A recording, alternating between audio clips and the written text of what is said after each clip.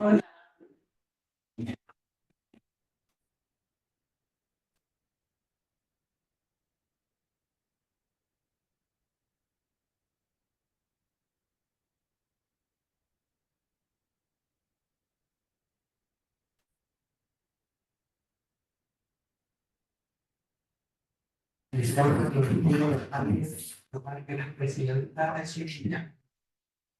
Yo sé que la asociación existe, pero como que no son contactos con ellos.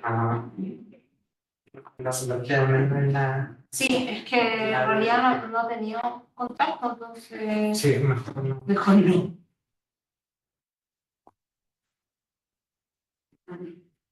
Pero lo que pasa es que eso dependía de la Universidad de Corea. Después que la movida se fue como esos típicos escándalos coreanos. Y de ahí como que quedó muy atomizada, como muy chiquitita, entonces no había fondo. Claro. Entonces todo el tema para ir a los congresos iban puros coreanos o cerca, porque no. Sí. Recuerdo saber que Dubái. Parece que hasta el vecino estaba atrás.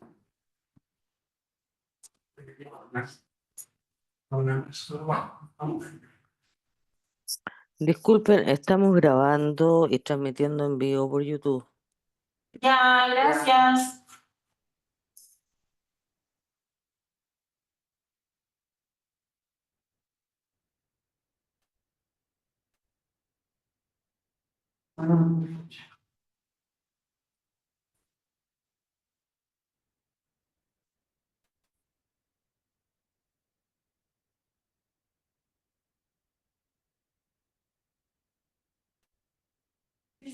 Ok, empezamos entonces.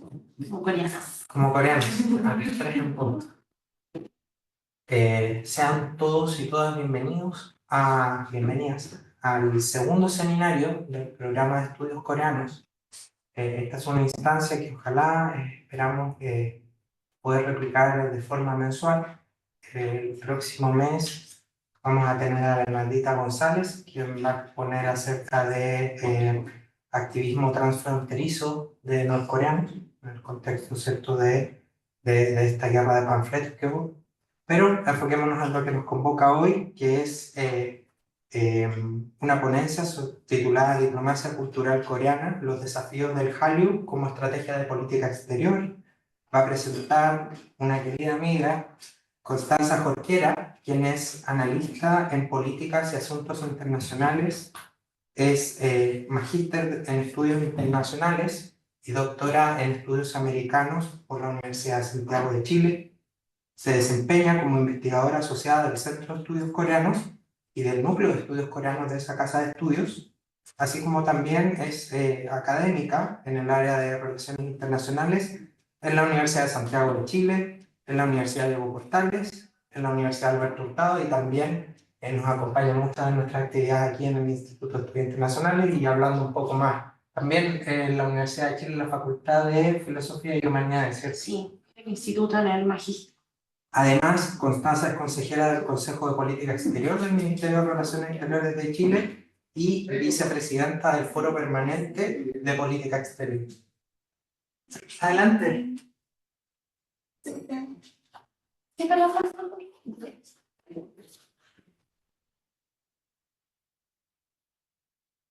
Bueno, y sin más preámbulos, le cedo la palabra a la doctora Jorquera para que inicie su presentación. Gracias. Bueno, primero que todo, gracias a Camilo y al programa de estudios coreanos de Universidad de Chile por invitarme.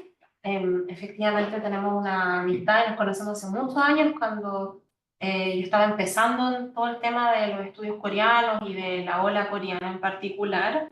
Así que siempre es un agrado, también siento el instituto como mi casa, porque también soy profesora del magíster en estudios internacionales, en los cursos de política exterior y en distintos diplomados, cursos de verano y de invierno sobre Asia, China, Corea, política exterior feminista. Así que siempre es un agrado compartir con todos ustedes. Como les había mencionado, esto, si bien es una ponencia, conferencia, seminario, la idea es que lo veamos como un conversatorio, ¿sí? De que nos veamos como pares, como colegas, para que podamos discutir sobre este tema del cual se habla mucho, pero que tiene el gran desafío que puede significar todo y nada a la vez. La idea es ir aportando con elementos primero descriptivos para hacer un panorama y luego ya someterlo al análisis crítico de nuestra parte, ¿verdad?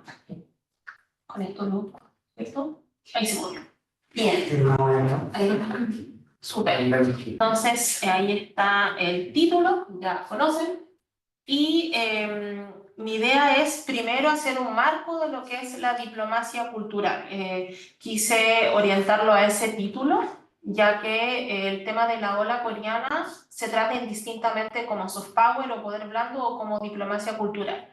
Es solo una bajada, es solo uno de los múltiples aspectos que componen lo que sería la arquitectura de la diplomacia cultural en Corea. ¿Bien? En primer lugar, es importante establecer que tanto la diplomacia pública y cultural es promovida por los estados. ¿Por qué? Porque depende de la política exterior. Solo los estados pueden tener política exterior. Por ejemplo, una universidad puede tener un convenio con otra. Eso sería de las relaciones internacionales, pero una política exterior. Sin embargo, algo que caracteriza a la diplomacia cultural y la distingue de lo que podríamos llamar la diplomacia tradicional es que sale de las esferas propias del servicio exterior, de los organismos multilaterales, de los diplomáticos e involucra a otros actores en tanto agentes promotores del Estado o de la imagen país, ¿cierto? Cargan consigo la cultura. Entonces pueden ser empresas, organizaciones de la sociedad civil, personas individuales, no sé si han visto muchas veces influencers, youtubers, creadores de contenido que van a un lugar y a veces, por ejemplo, el departamento de turismo de Busan le pide a un youtuber que le pague un viaje y va y que muestre ciertas cosas, ¿sí? Entonces también universidades, en fin, hay un montón de actores donde actúan como promotores más o menos descentralizados de un objetivo que es la promoción de la imagen internacional de ese país.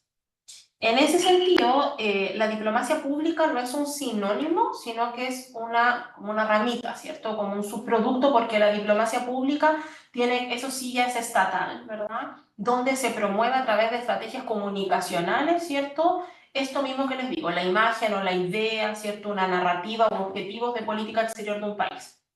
A veces es más identificable con países que tienen, por ejemplo, medios de comunicación estatales propios, como RT en Rusia, Ispan TV en Irán, la CCTV o CGTN de China, Xinhua, el People's Daily, Global Times y otros. Entonces es más identificable cuando vemos el tema de los medios de comunicación. El tema mediático va a ser central en la diplomacia pública y necesitamos agentes públicos. En ese sentido, puede que ustedes en la literatura sobre ola coreana le aparezca distintamente el concepto porque los idols, y lo vamos a ver más adelante, actúan como agentes promotores a nivel mediático, pero también diplomático. Y también hay que tener en cuenta que esto se trata de relaciones internacionales interculturales, es decir, son transfronterizas, gracias a las tecnologías podemos conectarnos más y participan en distintos niveles. Puede ser un nivel entre estados, estado, sociedad civil entre sí, para diplomacia, si es que se involucran, por ejemplo, los parlamentos u otras instancias subnacionales, ¿verdad? Y el poder blando es más bien una teorización, por eso es tan difícil de medir. ¿Qué busca la diplomacia cultural? Uno es destacar y, por ejemplo, los chinos le llaman la historia o la visión correcta del país. Aquí sería algo similar.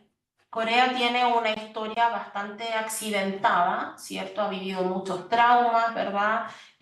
Muchos episodios donde su propio devenir ha estado condicionado por dinámicas sistémicas externas o las grandes potencias, ¿cierto? El tema de la guerra que todavía existe, lo que existe es un armisticio, ¿verdad? Y en el caso de Corea es muy importante la Corea del Sur distinguirse del norte, ¿cierto? Entonces, eso permite promover los valores, los principios, las costumbres, los ideales, las manifestaciones culturales, artísticas de un país, ya sea a nivel tradicional o más contemporáneo. Vamos a ver que la ola coreana va a ir incorporando elementos tradicionales conforme pasa el tiempo. Lo otro tiene que ver con lo que usualmente asociamos con la marca país, que es una imagen positiva. Entender que tu país es una marca involucra dinámicas que usualmente asociamos al mundo privado, como el marketing, la publicidad, ¿cierto? Por ejemplo, me imagino que todos conocen la marca Perú, ¿verdad? Lo vemos en cualquier restaurante peruano, ¿cierto? El tema como el logo, en fin. Y es una visión de Perú particular. Aquí es lo mismo. Pero esa imagen positiva se tiene que promover en el extranjero, no está hecha a nivel doméstico, para que los coreanos en este caso tengan una imagen positiva de Corea. ¿Bien? Luego, posicionar al país según su desempeño en política exterior y establecer, o si ya tiene un rol de política exterior, y capturar la atención a través de la persuasión. Y ahí viene el tema del soft power. Porque el poder blando significa que a través de lo que se llama como la seducción, ¿cierto? La persuasión, logras que otros actores, ¿cierto? La teorización de Nye no estaba pensada para las personas, otros actores que no fueran los totales, pero podríamos incluirlo, ¿cierto? Que permiten que otros adhieran a tus visiones de mundo, voten igual que tú, por ejemplo, en organismos multilaterales, puedes crear alianzas, socios estratégicos, ¿cierto? Es que tu desempeño en política exterior mejore. Si es que eres más poderoso, eso es lo ideal. Vamos a cuestionar eso en el caso de Corea. Y por otro lado, y esto no hay que olvidarlo, tiene que ver con generar atracción o ecosistemas o entornos, para hacerlo como en environments, para los negocios y la inversión. O sea, lo que queremos es que más personas o más compañías inviertan en Corea, más turistas vayan, más joint ventures, por ejemplo, también atraer inversión de agencias u otros actores en los países, ¿verdad? Es un medio. Finalmente esto genera los canales o los medios para que estos actores que tradicionalmente no habían podido llegar a estos espacios de discusión puedan participar. ¿Bien? Sí. Bien, esto se ve como un poquito grande, pero no sé si no se ve como completo, pero bueno, igual es... Podría verlo con el PowerPoint. Sí, con el PowerPoint yo creo que se va a ver mejor. Sí, porque como el PDF es más vertical, el PPT está hecho como más largo. Súper. Entonces eso, finalmente la diplomacia cultural no es solamente promover la imagen positiva o la ola coreana, ¿me entiendes? La ola coreana es la punta del iceberg de algo mucho más amplio. ¿Bien? Entonces, algo que yo les quería preguntar es, más allá de que les guste el K-pop o los dramas y todo eso, ¿ustedes tienen algún recuerdo o una imagen de Corea previa a esto? Supongamos que el Hallyu como tal no existe. No sé si ustedes tienen alguna imagen de Corea en sus familias. Mi mamá estudió coreano, ¿Ya? el idioma. Entonces siempre he estado, o no sé, no siempre, pero un poco antes de la pandemia he estado muy presente en la casa, como el tema de Corea, un poco todo el lado comercial e intentó emprender en su momento. Entonces todo el tema maquillaje, las series, un poco la música, aunque harto menos que los otros factores, pero siempre estaba. ¿Alguien sí? Un amigo de infancia, bueno, que ahora es mi cuerpo, practicó taekwondo desde muy chico, entonces mi mente siempre estuvo como la estructura de respetar al otro, también como la disciplina, entonces mi mente era como todo muy cuadrado. Bien, interesante. ¿Alguien más tiene alguna imagen? Sí. Bueno, en mi caso yo crecí en Independencia. Mi mamá tenía unos locales comerciales que la arrendó a coreano y después parte de mi infancia la pasé yendo a Patronato. Yo siempre desde muy pequeño asocié Corea al barrio Patronato y tuve la oportunidad a través de estos coreanos que conocí ir a sus restaurantes que en su momento eran bien exclusivos. No había menú en español, uno tenía que ir guiado por un coreano para entender un poco la experiencia. Súper bien. En mi caso eran autos, porque mi abuela era mecánico, entonces él siempre dice, no, los coreanos son buenos, hay son autos. Sí, eso mismo podría decir yo que ahí lo puse como pre-Hallyu, ¿cierto? En realidad Corea no la conocemos mucho, ¿cierto? Sabemos que hay una como decía mi familia, cuando íbamos a viajar a Corea la primera vez, era, ¿va a la Corea buena o la Corea mala? Entonces sabemos que hay dos, ¿verdad?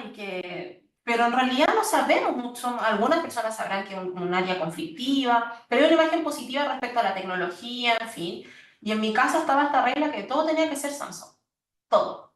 Y los autos tenían que ser coreanos o japoneses, o sea, eso era bueno, ¿se entiende? Pero no trae una mochila ideológica que nos genere desconfianza, por ejemplo, China o Estados Unidos, quizás Rusia, no trae, o la carga de la colonización. Sabemos que es un país muy desarrollado, que tiene muy buena educación, que tiene disciplina, ciertos valores, como tú decías, está el tema deportivo, el tema industrial, tecnológico. Entonces, tenemos una buena imagen como desde ya, o sea, partimos bien, ¿verdad? Entonces, en el caso de Corea, no es que tenga que corregir su imagen, como puede ocurrir en otras potencias, sino que es hacerse más conocido, pero sí distanciarse del norte, es decir, no somos ellos, ¿verdad? Entonces, es importante para quienes se dedican y nos dedicamos a las relaciones internacionales y la política exterior, que muchas veces el tema de la diplomacia cultural o la cultura en la política exterior queda un poco de lado. Sobre todo en estos tiempos donde vuelve el tema como el power politics, ¿cierto? De la geopolítica, en fin. Y la cultura sí es muy importante. De hecho, Joseph Nye, que murió hace algunos días, imagino que algunos lo conocen, en una de sus últimas entrevistas, él decía, Trump no entiende el soft power. Y eso es un gran problema, porque en la lógica de la política exterior estadounidense, los símbolos son los típicos, la zanahoria y el garrote. Y usualmente asociamos la diplomacia cultural a la zanahoria, no necesariamente. Y él decía, falta un elemento, que es la miel. ¿Por qué creen que le puso esta idea de miel? Le llama así. Porque el garrote es súper claro, o sea, es para pegar, ¿verdad? La zanahoria es para comer. Y la miel, bien, atrae, ¿verdad? Genera este pegamento, es llamativa, te seduce, ¿cierto? Entonces, no puedes operar solo con zanahorias y garrote, sino que tiene que haber algo de miel, si no se te va a caer toda esta idea. Y la crítica de él es que Estados Unidos había perdido las tres cosas completamente, pero sobre todo la miel. O sea, no puedes quitar la zanahoria, que es el tema de la cooperación, ¿verdad? La ayuda económica, está debilitado militarmente, aunque eso todavía lo mantiene, pero no es lo mismo que antes, y la miel la dejas completamente de lado. O sea, finalmente el gran peligro del soft power, y Nay lo decía, los enemigos no están afuera. Estados Unidos va a seguir siendo igual, el problema es adentro, porque tenemos que ser nosotros, nuestra sociedad al interior, atractiva para los demás. Estados Unidos puede tener mucho garrote y mucha zanahoria, pero tiene que ser atractivo, que los demás países quieran ir, ¿cierto? Las personas quieran perseguir lo que conocemos como el sueño americano, ¿verdad? Esto es lo que voy a hablar más adelante del Korean Dream o el sueño coreano, ¿verdad? Y en ese sentido, Corea tiene una historia de superación que resuena mucho en países como los nuestros. O sea, Corea era uno de los países más pobres del mundo, sometido a una ocupación muy cruenta por parte de los japoneses. No hay que olvidar que la Segunda Guerra Mundial empezó y terminó en Asia, ¿verdad? Una guerra también muy difícil, de que su destino estaba condicionado, es un producto de la Guerra Fría. La guerra de Corea se conoce como la guerra olvidada porque está entre la Segunda Guerra Mundial y la guerra de Vietnam, ¿cierto? Y también ha vivido sus propios procesos, no exentos de autoritarismo y esfuerzo y distintas dinámicas, pero lo que conocemos desde afuera es la idea del milagro, ¿verdad? Que le podemos llamar el milagro económico asiático, el milagro del río Han, en fin. Y hoy en día Corea es un polo de atracción, ¿cierto? Para personas, ¿cierto? Que quieran invertir o quieran estudiar, en fin, se vuelve un polo, no es solo el eje cultural está en Estados Unidos o en Europa Occidental, ahora está en Asia, ¿verdad? Están en China, por supuesto, Japón históricamente, Corea, hoy en día Tailandia también se ha vuelto súper interesante con todo el tema de la serie, la música también está siguiendo ese modelo. Entonces, por un lado atrae y por otro lado expulsa artefactos culturales, ¿cierto? Históricamente recibíamos de otros, ¿verdad? Desde Europa, ¿cierto? Desde Estados Unidos sobre todo. Entonces, esta idea, la pregunta es si todo lo que hemos estado conversando es una especie de pre-Hallyu o no. Yo creo que sí. Bien, entonces, A quienes les gusta el K-pop, ¿cierto? Sabrán que el K-pop tiene generaciones, ¿verdad? Vamos en la quinta, si no me equivoco, ¿cierto? Usualmente se analiza el Hallyu de la misma manera, pese a que no lo hagan sinónimo al K-pop, sino que sirve como una idea, son etapas, ¿verdad? Entonces, la primera etapa va a ser desde principios de los 90, cuando ya todas estas leyes de censura, bueno, Corea se democratiza, ¿verdad?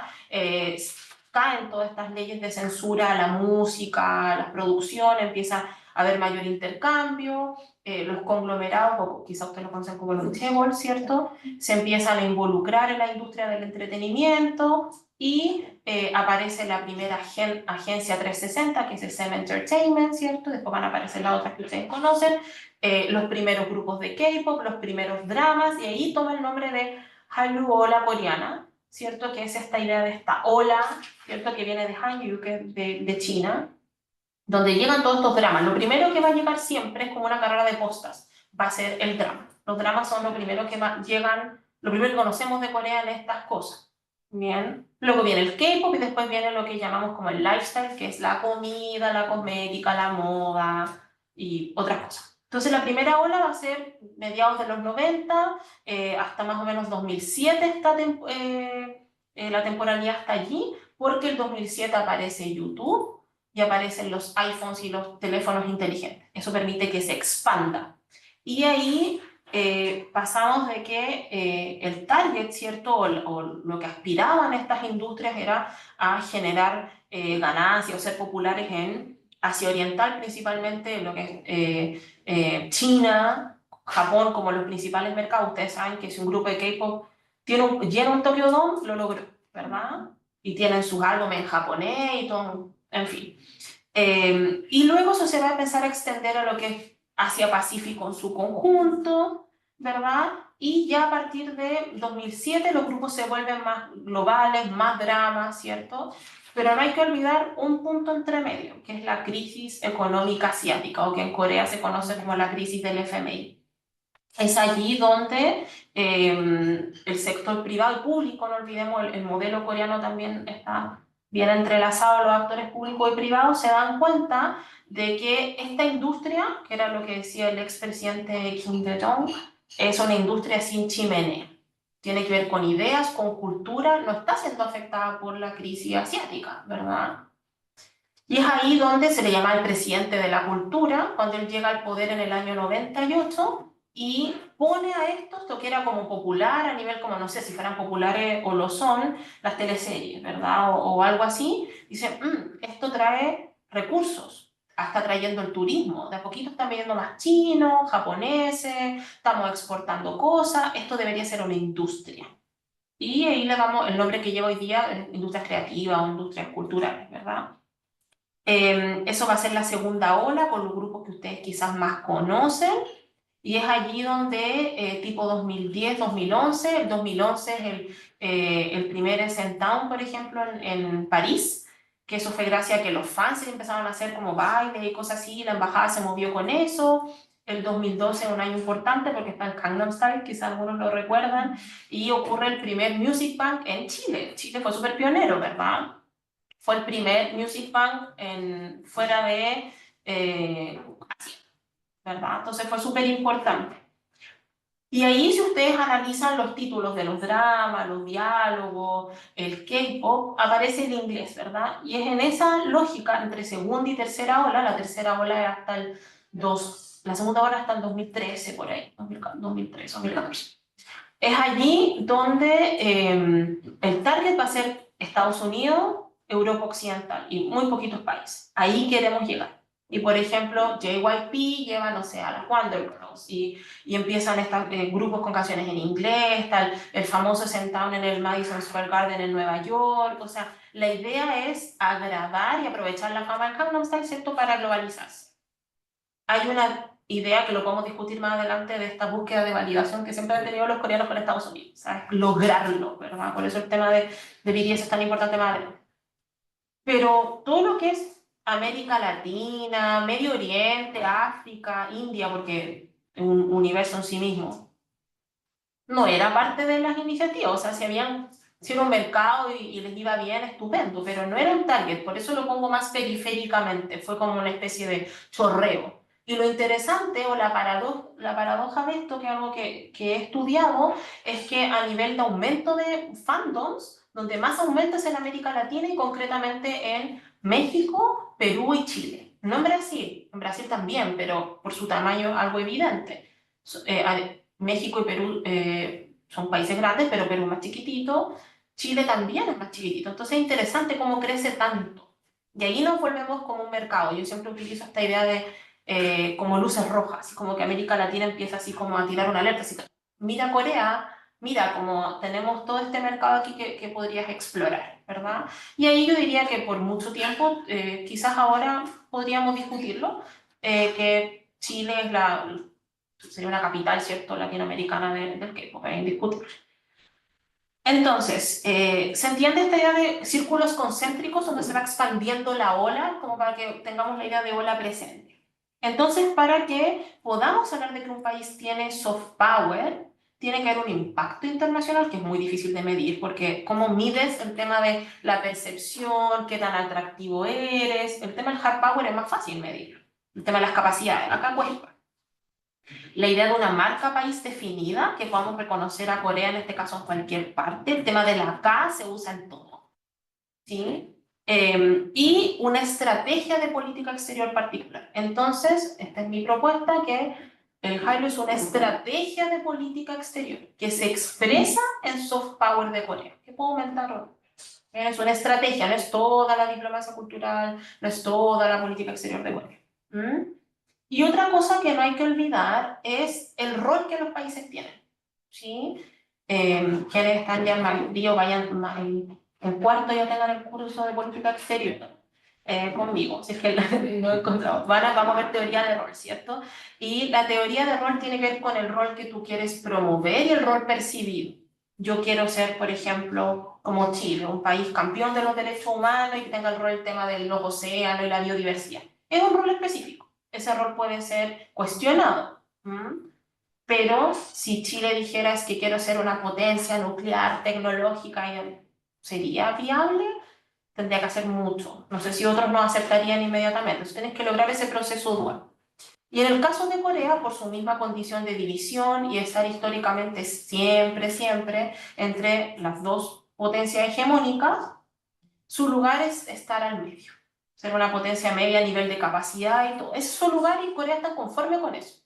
Entonces ya vemos que desde el 2010, desde esa década, ya Corea en todos sus documentos dice nosotros somos una potencia media y vamos a promover lo que se llama la diplomacia de potencia media, que es un poco similar a toda la teorización de los estados pequeños. O sea, son potencias que son democracias, que tienen políticas industriales reconocidas, que son mediadoras, que no buscan el conflicto, tienden bastante a la cooperación, ¿verdad? Ese es el rol de las potencias medias. Y eso podríamos discutirlo más adelante, ¿cierto? Del impacto que tiene estar encajonado. O sea, si ustedes ven la península, siempre ha estado encajonado, geográficamente y por los acontecimientos mundiales, ¿verdad? Entonces su margen de maniobra es pequeño, no es tan grande como otras potencias. Y si bien el Ministerio de Cultura en Corea ha tenido varias etapas, ¿cierto? El Ministerio de Cultura, Deporte y Turismo, como lo conocemos hoy día, fue creado específicamente a partir de esta realidad. Es algo que partió desde el sector privado, que serían los canales de televisión, la música, en fin. El ministerio es reestructurado y hoy en día es una cosa gigantesca, ¿verdad? Y bueno, el 2001 se va a crear la COCA, que es la Agencia de Contenidos Creativos de Corea. Bien. Ok, entonces, aquí ya vemos que el gobierno, el Estado, porque yo diría que es una política de Estado, captura esto, lo convierte en una estrategia de política exterior e impulsa una imagen nacional. Y también permite que los coreanos se sientan orgullosos de quiénes son. El tema de la identidad coreana es algo muy problemático e interesante de investigar. Y el orgullo nacional, ¿cierto? Está el tema del Han, también ahí importante. Entonces, vamos a ver que más allá de tener ganancias comerciales inmediatas, que es obviamente súper importante, lo que importa es tener ganancias a largo plazo, como más amplias, ¿verdad? Entonces, ¿por qué? Mientras más ganancias, que no sean necesariamente a corto plazo, no sé cuántas personas viajaron o cuánto exportó, mientras más gane en un sentido amplio, más recursos va a tener para lograr, por ejemplo, sus metas de desarrollo, invertir, fortalecer sus capacidades y su influencia a nivel mundial. Entonces, como es algo bien circular. Y ahí viene el tema de la marca país. La marca país tiene que ver con hay varios índices al respecto, pero tiene que ver con una idea de familiaridad, es decir, que me sea familiar, yo reconozca, sea amigable. Por otro lado, la buena reputación, y lo otro es la atracción, que yo quiera invertir, viajar, estudiar, lo que quiera. Sin embargo, la ley de diplomacia pública, que se llama diplomacia pública, recién está en 2016 en Corea. Antes hay distintos planes por cada gobierno, está el libro blanco del Hallyu, ¿cierto? Hay muchas iniciativas, pero una ley como tal es más tardía. Y ahí está el artículo 2, que era el que me parecía más importante porque define el Estado coreano, la diplomacia pública, como actividades diplomáticas, o sea, viene del Estado, mediante las cuales el Estado mejora la comprensión y la confianza de los extranjeros en la República de Corea. Entonces, aquí hay dos conceptos centrales: la comprensión y la confianza, que no son fáciles de lograr, menos en estos tiempos, ¿verdad? Y en cooperación con los gobiernos locales o el sector privado a través de la cultura, el conocimiento y distintas políticas. ¿Bien? Entonces, ¿qué necesitamos para lograr esto? Esto puede ser aplicable a Corea o a cualquier otro país. Uno, relaciones duraderas, sobre todo el sistema de alianzas. Y eso se logra a través de intercambios diplomáticos. Luego, una estrategia comunicacional específica. Ahí tenemos lo que hablaba al principio de una diplomacia pública. Y finalmente, la mediación en ciertos conflictos. No olvidemos que la idea de conflicto es parte de la historia y la identidad coreana. Y aquí es súper importante lo que se llama la diplomacia persona a persona, o el people-to-people diplomacy.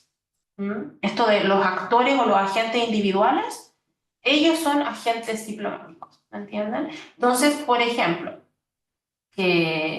no sé si te acuerdas, Camilo, que había una compañera que había un programa como de CBS, KBS, y llevaba periodistas a personas individuales, así como periodistas, gente de las comunicaciones, que una compañera mía fue como para conocer cómo funcionaba la televisión, el tema del broadcasting en Corea.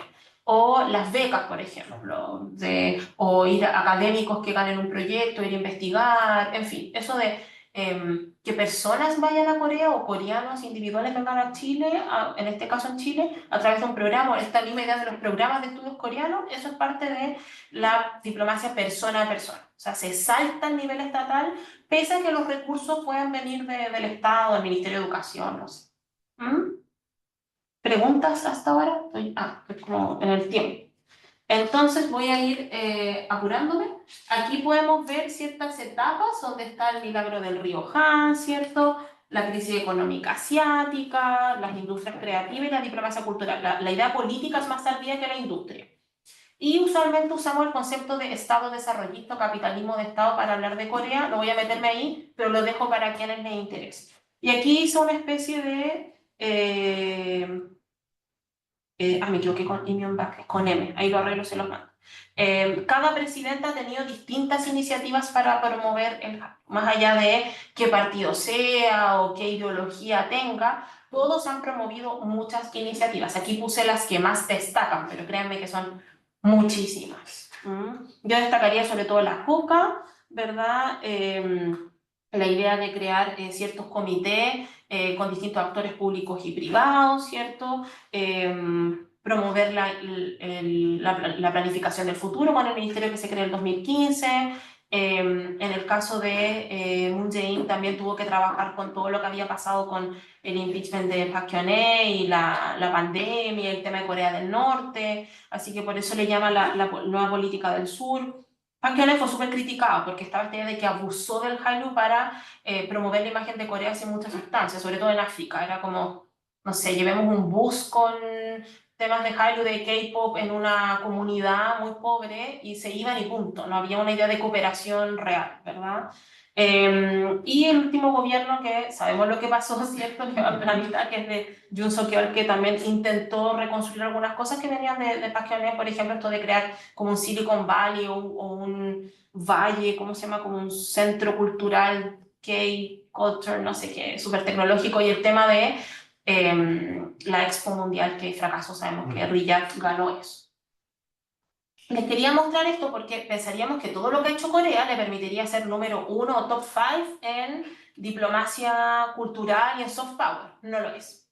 Si bien Corea ha ido subiendo año a año, ustedes pueden ver aquí que está en el lugar 12. O sea, ni siquiera está en el top 10 de este índice que es el más conocido, que es el Global Soft Power Index, puse el del 2025, donde se miden distintos atributos e indicadores, ¿verdad? ¿Qué podemos observar de los primeros países que les llame la atención? Los primeros dos son las superpotencias en disputa. Son potencias tradicionales. Claro. O sea, China quizá emergente, pero hace rato no lo es. Ninguna es un país emergente, ni un país pequeño, ninguno lo es. O sea, incluso con todo lo que ha hecho Corea, en cuanto a la dimensión ya poder blando, siguen siendo líderes en las potencias tradicionales. Entonces, esto del cambio de paradigma es súper cuestionable, ¿verdad? Bueno, aquí les quería mostrar, lo voy a ver rápido, pero para que vean cómo está construido. Este índice tiene 3 dimensiones: familiaridad, reputación e influencia, y tiene todos estos indicadores, que es como negocios, comercio, relaciones internacionales, educación, cultura. Esto del patrimonio cultural es súper importante, gobernanza, o sea, es mucho más que la bola coreana, ¿entienden? Que son estos artefactos bien específicos, que es moda, cosmética, música, deporte, videojuegos, también lo podríamos considerar como un deporte, televisión, cine, eso, ¿ya? Es mucho más allá. Entonces, ya para ir terminando, voy a saltarme esto de la diplomacia cultural y a nivel más teórico, pero es ¿qué hacemos? Porque la ola viene de vuelta. Ahora tienes un montón de gente que quiere ir a Corea. Corea no es un país muy pro migración, que tiene problemáticas como la baja natalidad, un desempleo juvenil muy alto, crisis de la vivienda, una polarización social muy grande, una polarización partidaria que es muy difícil gobernar. Sabemos lo que está pasando, o sea, lo que pasó con Yoon Suk-yeol, yo diría que es como explotó algo que era una olla de presión que iba a ocurrir, o sea, estaba sucediendo. Entonces, no todo es tan perfecto ni esta tierra de Oz que creemos que es Corea, ¿verdad? Entonces, ¿qué es lo que se está haciendo? Es promover que participe más empresa extranjera, ¿cierto? En estos como joint ventures para compartir el riesgo si es que hubiese otra crisis, ver el tema de la inteligencia artificial, que eso es un desafío hoy día para todo el mundo, cómo incorporarlo en las industrias, cómo las misiones diplomáticas promueven esto. No tenemos un centro cultural coreano en Chile como en Brasil o en Perú, por ejemplo, y más allá de organizar festivales, concursos y cosas así, no sé más, ¿entiendes? Yo creo que hay un tema ahí con las embajadas que ver. ¿Y qué es lo que quiere Corea? Ser como un puente y compartir su experiencia y ayuda y política de asistencia al desarrollo con países en desarrollo. Entonces hay un tema ahí de asimetría que hay que manejar. ¿Cuáles son los efectos? Lo que yo llamo el sueño coreano, esto de ver que en Corea vas a lograr todo tu sueño y todo va a ser perfecto y quieres pertenecer y asimilarte a esa sociedad. ¿Qué pasa cuando ya llegas, verdad? Esta idea del estilo de vida es replicable, porque es lo que vemos en los dramas, mucho más terrible que eso. Series como El Juego del Calamar o Parasite nos muestran ese otro lado, pero son recientes. Y lo que se llama el síndrome de Seúl, que le llamo. No sé si alguien conoce el síndrome de París. Sí, eso empezó con los japoneses, que tenían esta fascinación de ir a Japón, de estudiar allá, llegaban ahí, se deprimían un montón y las embajadas tuvieron que activar como programas de ayuda, de asistencia, porque está el tema del suicidio, la depresión, muy terrible. Se llama el síndrome de París. Puede pasar lo mismo con el síndrome de Seúl y cuál es el rol de los consulados, el tema working holiday, personas que están ahí en situación irregular, violencia de género, lo sabemos, en fin, como este otro lado. Y finalmente, que esto es lo que quería conversar con ustedes, esto es para instalarlo, ¿cierto? De cuáles son los desafíos ahora que hablamos de una era de la amenaza. Ya no es solo una era del riesgo, sino que vivimos en una era donde vuelven muy activos los conflictos interestatales, el tema de Estados Unidos, Corea no es una prioridad. De hecho, en este Día de la Liberación, que se le llama con el tema de los aranceles, Corea sufrió bastante. Como les mencionaba, está esta presión de que los estados vayan armándose más o busquen su propia seguridad. Corea es muy dependiente de Estados Unidos en ese aspecto. Si es que ganara, ¿cierto?, el candidato más liberal, que es Lee Jae-myung, es una figura súper polarizadora, tiene todo un tema con juicios y cosas ahí. Su propuesta es mantener una buena relación con Estados Unidos para acercarse más a China y Corea del Norte, siguiendo un poco el esquema de Moon Jae-in, que obviamente va a ser súper polémico en el establishment coreano. Sabemos que Corea, Japón y China ya tienen un acuerdo a nivel comercial para poder resistir el tema de las aranceles. ¿Qué pasa a nivel de división interna? ¿Qué pasa con Corea del Norte? Que siempre es un interrogante. Hay un vacío de liderazgo, entonces Corea está siendo marginada. Por ejemplo, en ciertas visitas o reuniones multilaterales, Corea no está siendo considerada. Y el debate que tenemos en Chile, que es de la autonomía estratégica, pienso que sería interesante instalarlo en Corea. Entonces, ¿cuál es el rol del Hallyu, la diplomacia cultural, en esto que pareciera no tener mucho lugar? ¿Cierto? Yo me preguntaba, es como, ¿debería hablar de ola coreana y diplomacia cultural ahora que está así la guerra por todos lados? ¿Es pertinente? Como igual me lo cuestioné. Entonces quería dejarle esta última lámina para que ustedes puedan preguntar y conversar. Eso es.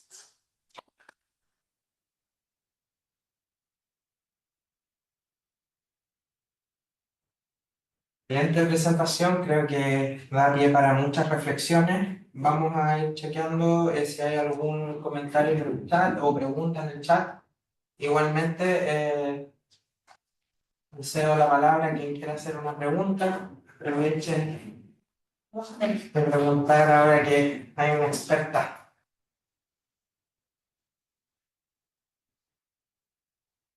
Pregunten, comenten. Yo por mientras, para dar tiempo de formular sus preguntas o comentarios, quería preguntarte algo, Constante, tiene que ver con el concepto de diplomacia cultural y como tú bien sabes, los coreanos tienden a evitar ese concepto y se habla exclusivamente de diplomacia pública. De hecho, uno podría hacer la traducción de diplomacia cultural al coreano como Munha Weikyo, pero no sé si tiene que ver con que la diplomacia cultural fue algo que practicó la China popular en su tiempo, o no sé si en la literatura de repente hay algún, digamos, indicio de por qué se rehúye el concepto de diplomacia cultural, que a nosotros nos hace tanto sentido y al revés, la diplomacia pública como concepto relativamente nuevo. ¿Y cómo trabajas tú esa disparidad conceptual? Yo pienso que lo de China es súper interesante, porque de hecho en China el tema de la diplomacia cultural tampoco existe, se llama como propaganda externa. Entonces está esta idea de que la diplomacia cultural, y también por el tema de Estados Unidos, o sea, en los años 30 ya el Departamento de Estado crea una unidad, una división, no sé, no me acuerdo el nombre específico, para promover el tema de la cultura estadounidense en el mundo. Ustedes lo conocen, el tema de Hollywood, está en la era de la época de los fascismos, entonces pienso que el concepto puede ser problemático y porque también, ¿qué es la cultura coreana? Hay todo un tema que se discute con el Hallyu de qué es la coreanidad, o sea, qué es lo K ahora. Y porque con Corea del Norte comparten la misma cultura, entonces, ¿cómo van a hablar de una diplomacia cultural si todas sus tradiciones, o sea, desde el 48 para atrás, que es toda la historia de Corea, es la misma historia entre los dos? ¿Se entiende? Entonces, pienso que iría por ahí y quizás por un tema de idioma, como de idea de construcción conceptual para que no se asemeje tanto a la propaganda, porque la misma idea de cultura Munhwa es como bien de cultura tradicional, es como hay toda una renuencia al tema pop. De hecho, quizás a los que les gusta BTS, con el tema de la ley BTS del servicio militar, no, y lo hemos visto ahora con otros escándalos de K-pop, los idols no están en las leyes del trabajo, no se consideran trabajadores.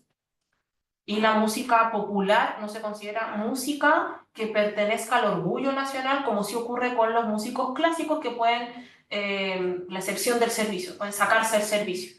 Que ocurre cuando ya cumpliste con traerle como honor a tu país, ¿cierto? Que en el caso de medallas olímpicas, campeonatos deportivos, como ahora ¿cómo se llama el futbolista? ¿Él? Él solo tuvo que hacer el entrenamiento básico porque ya ganaron los juegos asiáticos de cosas así, y los músicos clásicos, pero no está esto. Creo que es como mi intuición más que algo que he estudiado más en profundidad, yo creo que va por ahí. Buenísimo.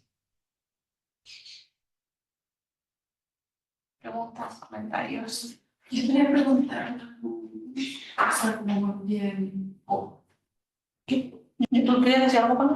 Pero una pregunta que recuerdo una vez, quizás en el pasado te escuché decir esto, que tenía que ver por qué siempre iban dentro de la línea de las obras, de las novelas coreanas, por qué siempre iban los dramas primero. Y recuerdo que una vez reflexionamos sobre por qué, obviamente en el caso coreano está dirigido, ¿no es cierto?, toda la estrategia, pero por qué eso no sucedió, por ejemplo, en el caso indio, como con la industria tan fuerte que tiene con respecto a esto, y por qué en el caso, obviamente porque está dirigido también, ¿no es cierto?, pero ¿por qué crees tú que va por ese lado, que va siempre primero El drama. como punta de flecha el drama? Sí, ¿cuál era tu pregunta?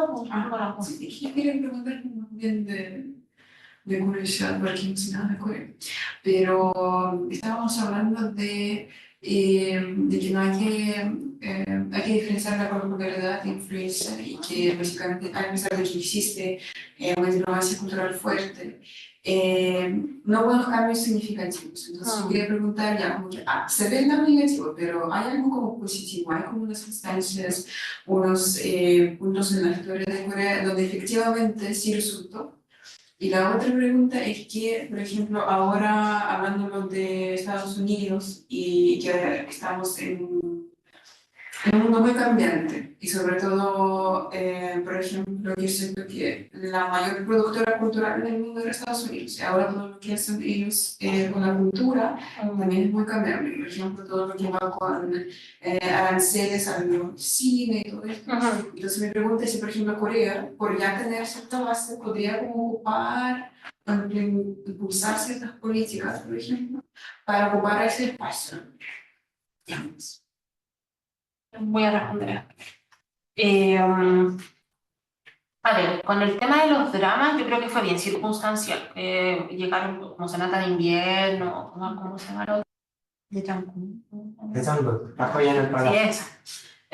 Y otras por ahí, de hecho, el Voice Over Flowers era taiwanesa, después se fue a Japón y después se fue a Corea, no es una originalmente coreana. Y es interesante porque el tema del drama o la telenovela, pienso que es un tema más íntimo, como que te acompaña, ¿cierto? Se vuelve parte de tu rutina y te muestra más un modo de vida, porque hoy en día tenemos el tema de redes sociales, que uno puede literalmente hablar con su idol en tiempo real y ves más, pero la canción era lo que se llama los videos de caja, que eran típicos de la segunda ola, esto súper futurista y con cosas de colores, no puedes ver mucho el tema de Corea. Y apela a públicos más amplios, o sea, las mayores consumidoras de drama son las mamás, el espectro súper amplio, ¿ya? Porque en Japón, por ejemplo, cuando esto se empieza a estudiar, eran mamás jóvenes, ¿cierto?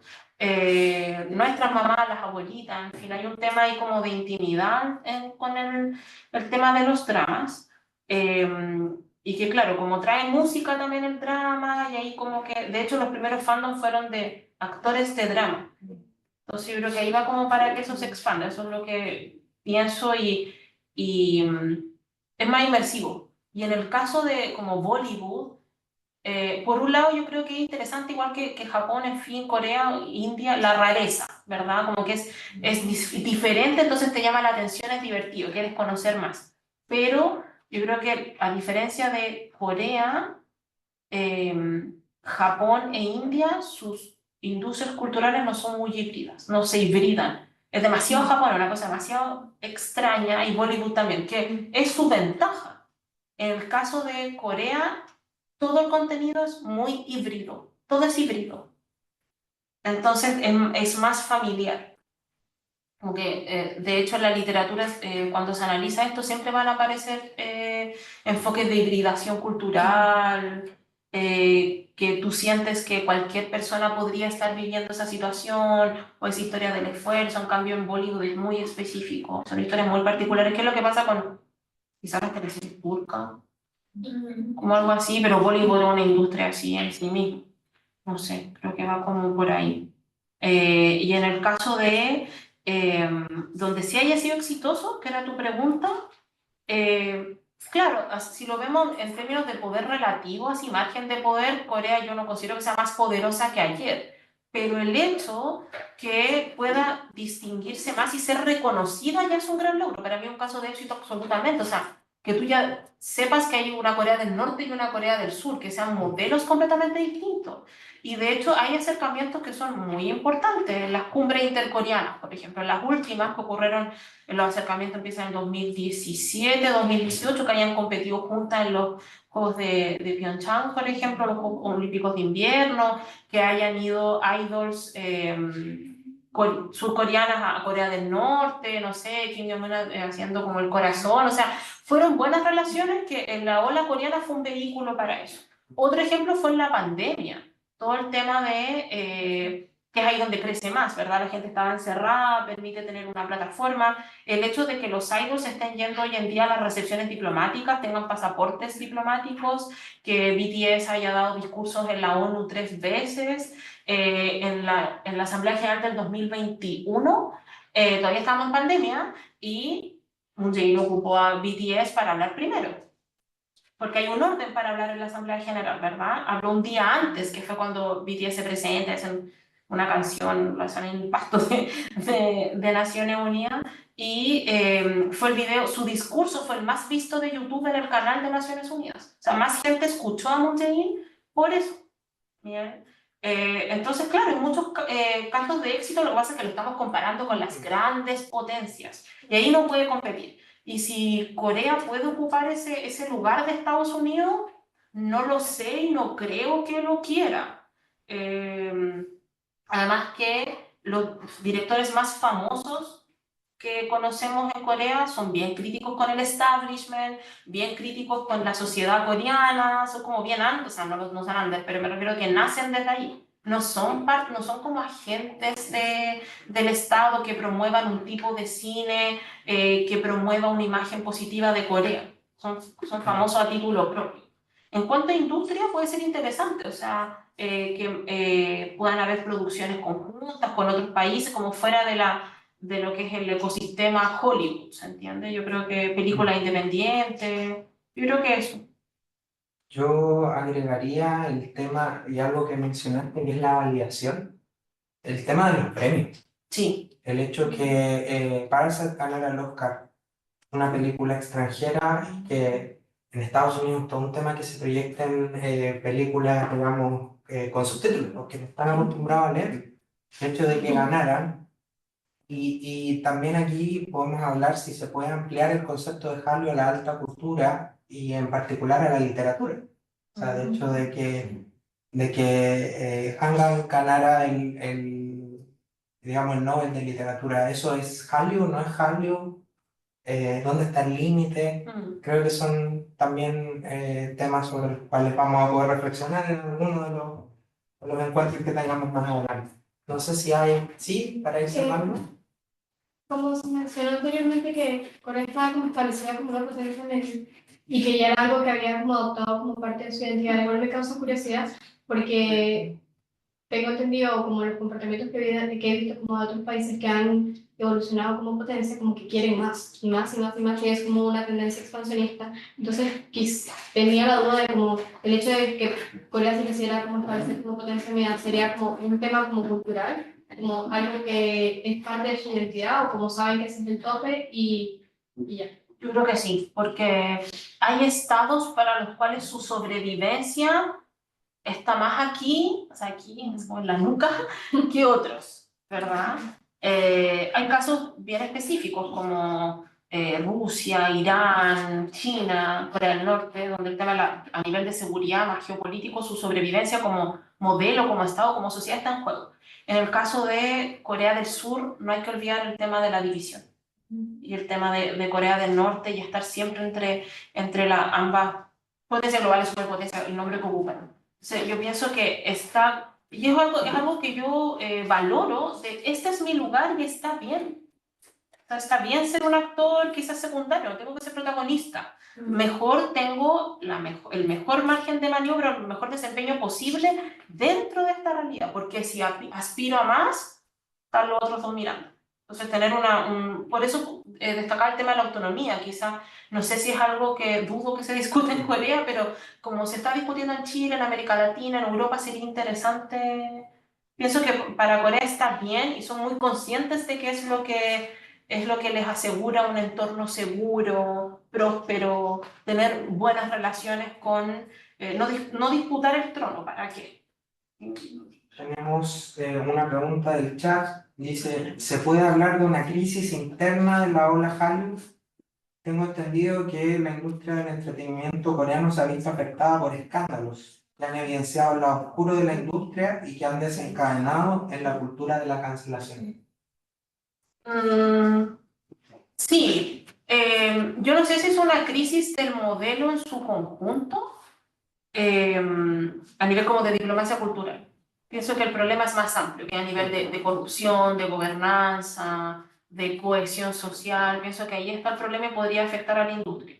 Lo cierto es que a nivel de, sobre todo como K-pop drama, me imagino que es eso, con el tema de los abusos, suicidio y todo ese tipo de cosas. Claro, o sea, aquí podría afectar el tema del sueño coreano, de querer ir, pero en realidad pienso que está, a ver, ¿cómo decirlo? Las personas van a ir igual. O sea, si es a nivel como de fans, Corea sigue siendo un modelo deseable para estudiar, para trabajar, quizás con más precauciones. Lo que sí pienso que a nivel reputacional, respecto a agencias específicas, a idols específicos, les puede afectar y está el tema de la cultura de la impunidad. Pero también me parece que es saludable que se conversen esas cosas, sobre todo para que hay un tema de género súper importante de ir a Corea, ¿verdad? Y exponerte a ciertas situaciones. Pienso que ya tenemos ejemplos de una ola feminista y varias en la historia de Corea, pero la última es con el tema del Me Too y las cámaras y las protestas que claro, no afectaron a la industria en su conjunto. Yo creo que hay un agotamiento en general. Lo que pasa es que creció mucho con la pandemia, creció demasiado. Y además que yo diría que hay un problema de la industria musical al menos y de las plataformas de streaming en general. O sea, ir a un concierto es carísimo. Comprar algo es carísimo, el tema de los aranceles, viajar, el tema de tienes que pagar no sé cuántas plataformas para ver la misma cosa. O sea, la misma industria no tiene capacidad para regenerarse tanto. O sea, el concepto del alipalicio, todo rápido en Corea y ese modelo te va a pillar porque es todo encima y es una competencia feroz. O sea, los grupos que ustedes conocen son 5 de los 100 y tanto que debutan al año y de todos los dramas. Entonces, la tasa de éxito es baja en sí. Yo creo que ahora es más visible. Y quizás podría permitir como un debate, pero pienso que esa lógica de las cancelaciones y de los debates es más occidental, porque lo vemos con ojos occidentales, que al público coreano en particular le interese. Porque en una sociedad colectivista donde una novia es extirpada, esa persona la van a cancelar, el actor lo van a llevar preso o va a desaparecer del público unos años, van a pasar 5 años y va a volver. Eso va a pasar. Que eso pasó en la industria japonesa, que es como, digamos, el origen de Sí. la industria coreana. Tenemos la última pregunta. Sí, volviendo un poco a lo que mencionabas de la hibridez, esta hibridez que hablamos en cuanto al modelo de exportación de cultura coreana, que se ve que en el K-pop, digamos, cantan en inglés también, etc. Y los dramas tienen elementos, no es puro drama coreano tradicional, sino que también hay muchos elementos occidentales, por decir una palabra.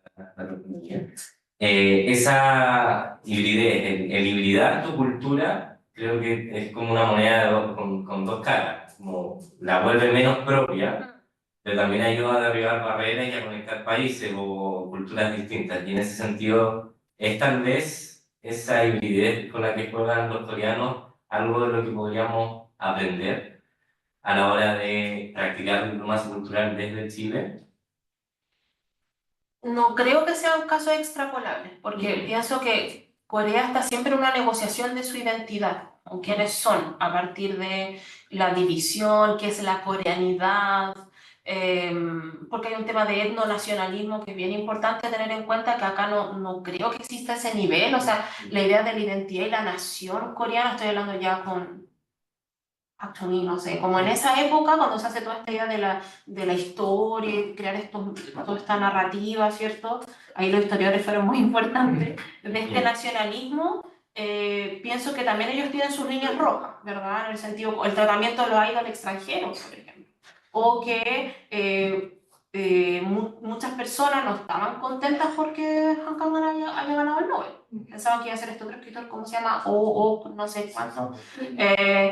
Porque claro, muestra este lado que no quieren mostrar. Entonces, el tema de la identidad es algo que se está negociando siempre, que se está discutiendo qué es lo coreano, más bien una marca solamente, una construcción. Y en el caso de Chile, yo pienso que, quizás es un poco polémico, pero Chile no tiene una estrategia de diplomacia cultural. Se están promoviendo iniciativas y de la marca Chile y otras cosas que me parecen valiosas. Se están haciendo esfuerzos, pero no veo una estrategia, una política cultural, no sé cómo llamarla, en la forma de Corea. Quizás pueda haber un marco de cooperación, siendo que nuestras relaciones son muy estrechas, de promover no solo que lo cultural sea intercambios de becas o cosas así o del idioma, sino que transmitir experiencia a nivel técnico y todo, me refiero así serio o triangular, respecto a que Chile pueda tener su propia diplomacia pública, que el tema de lo étnico, la identidad nacional, pienso que opera en esferas diferentes. El tema de pueblos indígenas, dinámicas transfronterizas, en fin, que no son lo mismo que Corea, que es una península, es una cosa muy isleña, entre dos grandes potencias y que está dividiendo.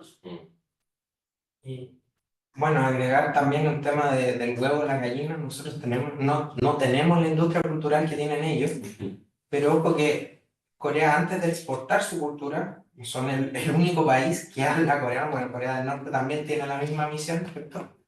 Tienen que generar cultura para la población, digamos, doméstica, local, que es algo que nosotros de repente descansamos en lo que pueda hacer México, lo que pueda hacer España, lo que pueda hacer Argentina. Entonces, primero Corea tiene que hacer ese ejercicio de producir cultura para ellos y después para el resto, y después ya sobre esto yo creo que se empiezan a trazar planes, ¿sí? No creo que el ejercicio sea al contrario, de primero trazar un plan y después veamos qué surge de eso. Yo creo que, y como bien demostró Constanza, el tema de el desarrollo de una ley de diplomacia es reactivo. No es propositivo, no es primero la ley y después que esa es como la mentalidad chilena, hagamos una ley de diplomacia. Bueno, estamos en el tiempo. Muchísimas gracias por esta tremenda convocatoria un día viernes a las 3 de la tarde. Nos dijeron que íbamos a fracasar, no lo hicimos. Y nada, los dejo cordialmente invitados. Vamos a tener más seminarios, más actividades, así que les pido de momento que estén atentos a la página, al Instagram del instituto. Y también nosotros recolectamos los correos, así que vamos a vamos a recolectar correos y la idea es después poder mantenerlos al tanto de las actividades si es que así lo desean. Muchísimas gracias y gracias por su atención.